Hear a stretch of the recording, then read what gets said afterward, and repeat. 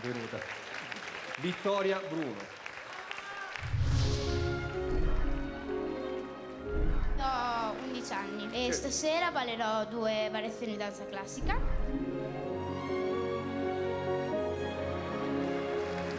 Sei soddisfatta di quello che hai fatto? Non si può fare sempre meglio. E io sono molto felice di dirti di sì. Brava. Grazie. Hai 3 sì. Voi siete passati in semifinale. Si esibirà in un passo a 2 con il compagno Gabriele, la bellissima, la piccola, la strabiliante Vittoria Bruno.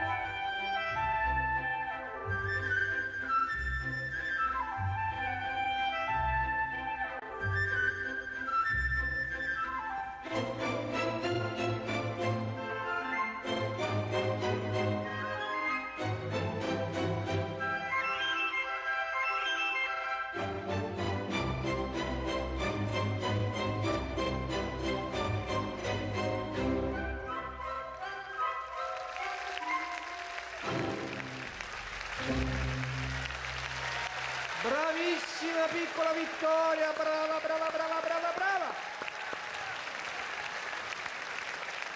Complimenti.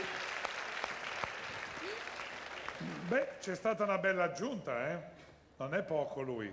No, no. Mi sembra molto bravo. Gabriele, un applauso anche per Gabriele. Compagnetto di merengue. Allora, Vittoria, è una variazione difficile, è l'uccellino blu. Scusami, l'uccellino azzurro. È uguale. È il momento del festeggiamento di un matrimonio, no? Sì, Tra- la bella addormentata. Sì. Tra Desiree e Aurora. Sei stata brava? Grazie. Sì, stavolta Hai sembra un più bellissimo convinta. partner. Ballate insieme spesso? Sì, è da 6 mesi però. Ah, quindi non da tanto. No, Quindi avete già raggiunto un bel affiatamento.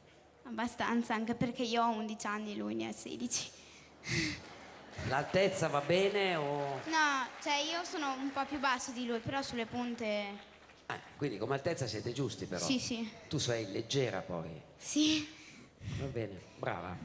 grazie. Brava Vittoria. E bravo anche il tuo compagno. Bravi.